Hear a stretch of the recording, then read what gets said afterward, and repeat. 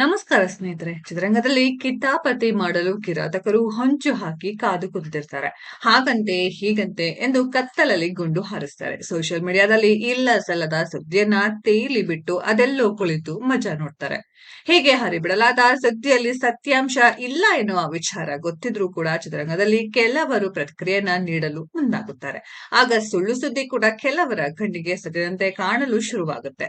ವಿವಾದ ತಣ್ಣಗಾಗುವ ಬದಲು ಕೆಲವೊಮ್ಮೆ ಇನ್ನೂ ದೊಡ್ಡದಾಗುತ್ತೆ. ಹೀಗಾಗಿಯೇ ತಮ್ಮ ಕುರಿತು ಎಷ್ಟೇ ಸುದ್ದಿಗಳು ಚಾಲ್ತಿಯಲ್ಲಿದ್ರೂ ಕೂಡ ಮಾಡದ ತಪ್ಪಿಗೆ ತಲೆ ಯಾಕೆ ಕೆಡಿಸ್ಕೊಳ್ಬೇಕು ಎಂದು ಹಲವರು ಸುಮ್ನಾಗ್ತಾರೆ. ತಾವಾಯ್ತು ತಮ್ಮ ಕೆಲಸವಾಯ್ತು ಎಂದು ಮುಂದುವರಿಯುತ್ತಾರೆ. ಉದಾಹರಣೆಗೆ ಸೃಜನ್ ಲೋಕೇಶ್. ಹೌದು, ಕನ್ನಡ ಚಿತ್ರರಂಗದ ಟಾಕಿಂಗ್ ಸ್ಟಾರ್ ಸೃಜನ್ ಲೋಕೇಶ್ ಅವರ ವೈಯಕ್ತಿಕ ಬದುಕು ಆಗಾಗ ಚರ್ಚೆಗೀಡಾಗಿದೆ. ಆದರೆ ಸೃಜನ್ ಮಾತ್ರ ತಮ್ಮ ಬಗ್ಗೆ ಯಾವುದೇ ನೆಗೆಟಿವ್ ವಿಚಾರ ಬಂದ್ರೂ ಕೂಡ ಅದಕ್ಕೆ ಪ್ರತಿಕ್ರಿಯೆಯನ್ನ ನೀಡುವ ಗೋಜಿಗೆ ಹೋಗಿಲ್ಲ.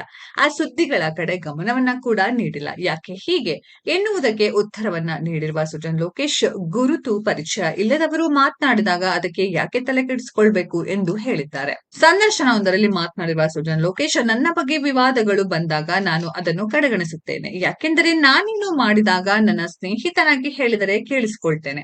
ಆದರೆ ಪರಿಚಯನೇ ಇಲ್ಲದೆ ಇದ್ದವರು ಕಾಮೆಂಟ್ ಮಾಡಿದಾಗ ನಾನೇಕೆ ತಲೆ ಕೆಡಿಸಿಕೊಳ್ಳಲಿ, ನಾನ್ಯಾಕೆ ಗೊತ್ತಿಲ್ಲದವರಿಗೆ ಪ್ರಾಮುಖ್ಯತೆ ಕೊಡಲಿ ಎಂದು ಪ್ರಶ್ನೆಯನ್ನ ಕೇಳಿದ್ದಾರೆ ಸೃಜನ್. ಇನ್ನು ಕೆಲವೊಂದು ಸಾರಿ ವೈಯಕ್ತಿಕ ವಿಚಾರವನ್ನ ಮಾತನಾಡುವ ಅಧಿಕಾರ ಯಾರಿಗೂ ಇರುವುದಿಲ್ಲ. ಯಾಕೆಂದರೆ ಅದರ ಹಿಂದೆ ಏನಾಗಿರುತ್ತದೆ ಎನ್ನುವುದು ಯಾರಿಗೂ ಗೊತ್ತಿರುವುದಿಲ್ಲ ಎಂದಿರುವ ಸೃಜನ್, ಕೆಲವೊಂದು ಗೊತ್ತಿಲ್ಲದ ವಿಚಾರವನ್ನ ಇದು ಹೀಗೆ ಇರಬಹುದು ಅಂದುಕೊಂಡು ಬಿಟ್ಟರೆ ಅದಕ್ಕಿಂತ ಮೂರ್ಖತನದ ಕೆಲಸ ಇನ್ನೊಂದು ಇಲ್ಲ ಎಂದು ಹೇಳಿದ್ದಾರೆ. ಮುಂದುವರೆದು, ನನಗೆ ನಿನಗೆ ಸಂಬಂಧ ಕಟ್ಟಿ ಇವರೇ ಇರಬಹುದು ಹೀಗೆ ಇರಬಹುದು ಎಂದರೆ ಹೇಗೆ ಗೊತ್ತು ಗುರು ನಿನಗೆ ಎಂದು ಪ್ರಶ್ನೆ ಮಾಡಿರುವ ಸೃಜನ್, ನನಗೇನು ಹೆಂಡತಿ ಮಕ್ಕಳು ಇಲ್ವಾ, ಅವರಿಗೆ ಬೇಜಾರಾಗುತ್ತೆ ಎನ್ನುವ ಸಾಮಾನ್ಯ ಪರಿಜ್ಞಾನ ಕೂಡ ಬೇಡ್ವಾ ಎಂದು ಕಿಡಿಕಾರಿದ್ದಾರೆ. ನನ್ನ ಬಗ್ಗೆ ನಿರ್ಧಾರ ಮಾಡಲು ನೀವ್ಯಾರು?